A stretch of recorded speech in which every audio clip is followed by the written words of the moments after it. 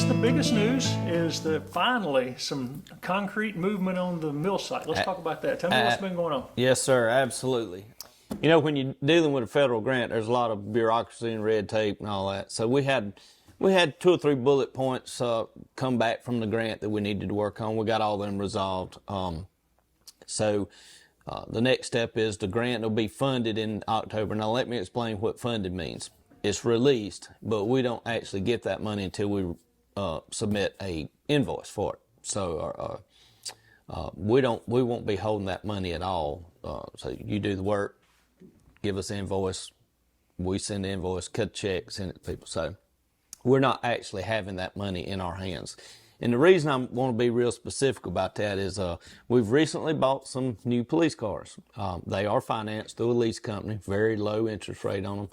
But the rumor around town is we use the grant money to buy the police cars. That is absolutely false, against the law, and I'm not going to jail for nobody.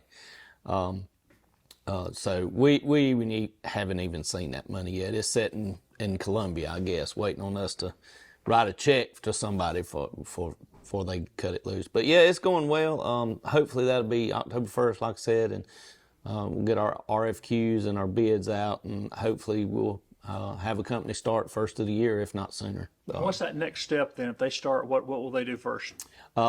Probably take down what's standing. Unfortunately, a lot of people want to see the smokestack stay, but it's just a hazard. It's a liability on the town, so it's got to come down too. Although it is very sound, and it's really, the walls are really thick on that smokestack, but just can't afford to take the liability by leaving it. Right now, shouldn't be nobody be on the property, but once it's clean and we start developing it, then people will be over there more. So we're gonna have to take it down. But removing what's still standing and piling it in a truck and hauling it to Anderson landfill. So hopefully about 6 months is once they start, is what the best guess estimate is from the people. Got a basement over there, really thick pillars under it, and the flooring and all. So it's gonna take some time to jackhammer that up or whatever they do and tow it off. But hopefully about the start of 26, we should see some buildings start going up over there. And what all do I know you're still kind of working on the plan. What all would you like to see go up over there? Well, I'd like to see it as a community involved space. Maybe a clubhouse, some townhouses, a park, walking trails through it. I mean, there's so much that could be done over there, but it's up to the investors. It's what they want to come in and put there. The town don't want to keep the land. We want to build the town a little bit more and supply a place for people to live, and hopefully we'll get some people moving on that. We do have one investor that's already invested, I guess you could say. So we just wait until it gets cleaned up for that company to come in and start doing some construction. How about other development? How housing starts and how's that going? Housing's doing really well. I've watched 13 houses over the last year, just where I go in town, I can see them. There's others, but I watched those houses, and it seems like as soon as they got a letter of occupancy, there was somebody moving in. I mean, all 13 are occupied now. So the town's growing. People coming here. I'm starting to hear some northern accents, if you will. Really nice people I've met here lately. Got an 8 or 9 house development going up over towards the Mill Village over there, and up to 40 house development, back on this side of town. So we potentially could have 100 houses, in a 5-year span or more built in the town. So town's growing. How about businesses? Any new businesses coming in this summer? Or? Yes. So the old Fred's building was bought, and they were going to turn it into 5 small stores. But I think one company wanted more floor space, so they actually only going to make 3 stores out of it, or 3 businesses down there. The only one I can report is the discount liquor, because it's already open and the sign's on it. So the other 2, they want to keep it hush-hush. I know what they're planning on doing, but they don't want me to tell. Not yet, anyway. And anybody else looking to come here? Or they've been talking to you? I have had a couple of, let's see what they're called, not headhunters, but realtors looking for land for some major food chains that are interested. Again, I can't tell you which ones, but you think of fast food, you probably come up with one of them anyway. But there's some interest to bring, actually 3 fast food type companies have reached out, and I'm hoping one of them's going to go ahead and move into one of the buildings at the old Fred's building, one of the businesses in that. Can't tell you which one it is, but yeah, got a lot of movement. One big news, huge news, is the old Parke Davis plant down on Church Street, like going towards Donald's. It's been bought, and they plan on starting it back up, making gloves, and they have a federal contract, I think, to make gloves for the federal government, keep the stockpiles. So that's going to be huge for our town. I don't know exactly how many people they'll hire, but I'm sure it's in the dozens at least. So we'll see. Kind of watching that closely and lending our support. And if anything they need, they feel free to reach out. I've told them. But so yeah, a lot of businesses, some big news, and That is big news. that's huge. It's huge for our town. So we look forward to helping them get that back up and going. One of our businesses, want to mention, used to be Classic Carolina Ford. It's been bought out. Now it's McCoy Ford. Went up and had a real good talk with Jamal the other day. Jamal McCoy, he's the owner now, and super nice guy, and look forward to working with him in the future, because we need cars every so often. So hopefully we can get them straight from our hometown Ford dealership. You mentioned the police department earlier. How's the work going there to clean up the stuff y'all are trying to clear up? Going real well. Like I said, we got 7 new vehicles. We got a stack of resumes on Chief Miller's desk now that... You've already hired some people. Oh, yeah, we're full staff again. I don't know what the difference Chief Miller has brought to town, but in the past, we couldn't beg people to come here. We were down to 5 or 6 officers at points in my mayorship under previous chiefs. I don't think it was anything personal with the chief. I just think, maybe times have changed and people are getting back into police. And, there was an anti-police movement in the country, back a while. Maybe that's easing down and people want to get back in it, because a lot of ours are uncertified that we've sent to the academy ourselves. But back full staff, doing a good job. You've brought in some pretty experienced people here too. Yes, we have. We've brought in some veterans for 30 plus years experience on some of them. I'm assuming they're about ready to retire, so maybe they can get the young ones trained up in the right ways to police. And but yeah, we got a lot of experience. Crime's down a little bit. Hadn't heard a whole lot about anybody's car getting broke into lately or anything like that.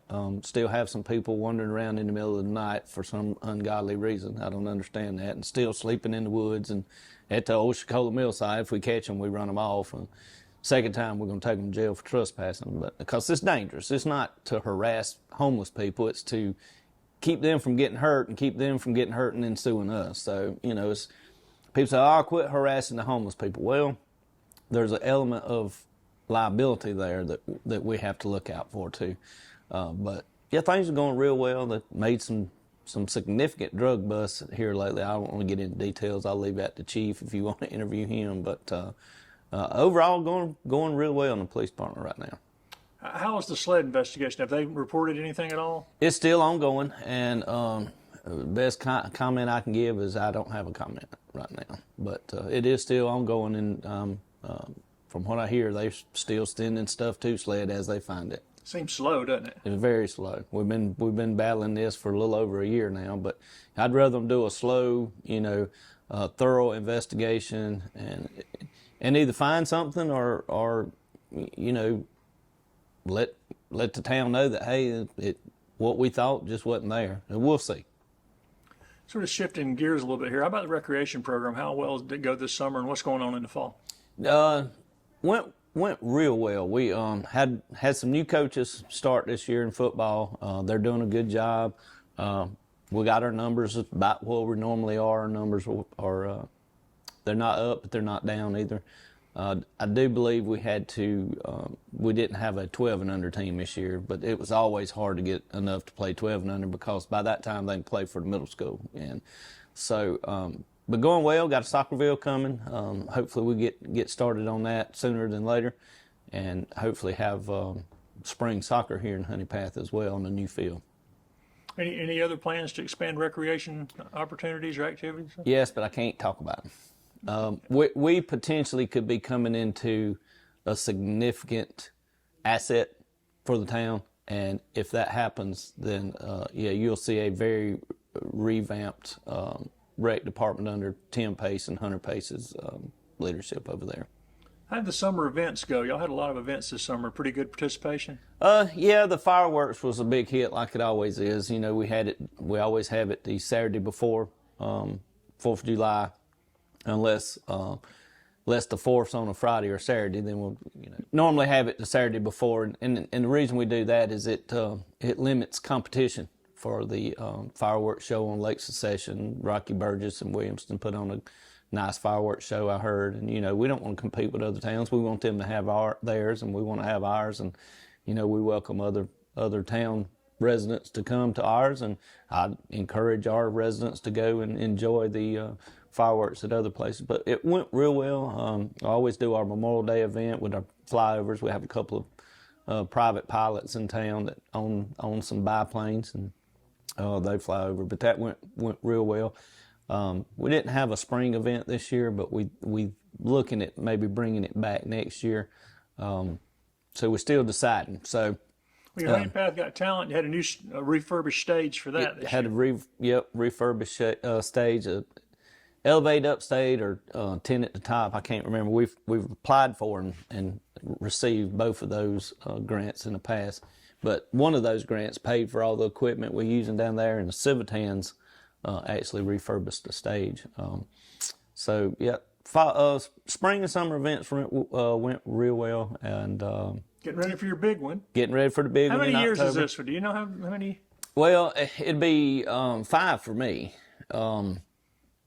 because it had stopped for a while. Something about the merchants and Luther. I don't want to get into that. I don't know what happened. But tell people about the big event. The big event in October. It's going to be October 11th and 12th. What's it called? We're calling it the Honea Path Fall Festival now. I wanted Sugarfoot, and I kind of got voted out, so I didn't want to pull my authority, so I let them have it. But want to include the honeysopping in that too. But it's a 2-day event. Got all vendor spots are full, so sorry if you want to come to sell, but all our spots have been filled already.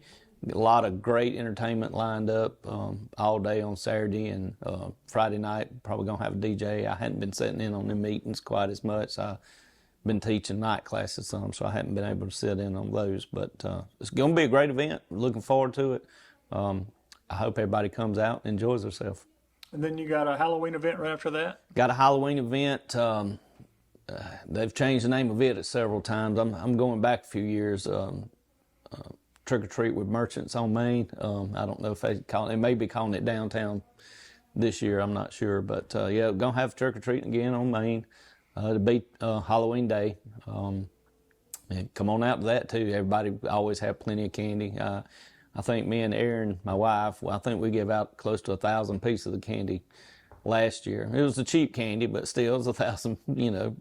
Probably 5 or 6 bags of 100 and 150 or whatever. But I always have a big time. She likes to dress up and get involved. So I might dress up as the mayor this year for Halloween, but always does well. I think they'll recognize you. Yeah, probably. So then right after the Christmas tree lighting will be right around the corner from that? Yep. It's going to be toward the middle to end of November.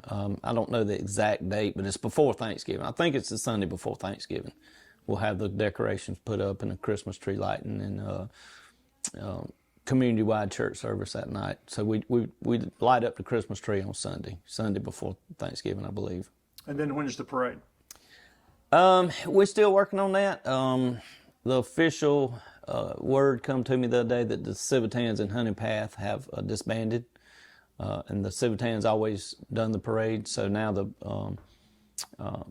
one of our committees here in Honea Path is going to take that over, and we hadn't set a date yet, so we're still looking at it. We're throwing around the idea of having a Thursday night parade again, like they used to, evening dusk, right around that time. So, but we will have a Christmas parade. We just ain't got the details set yet. We'll be finalizing them probably tonight at the meeting that they have tonight, or no, it's next week. Well, we'll catch up again after the parade. Absolutely. Look forward to it.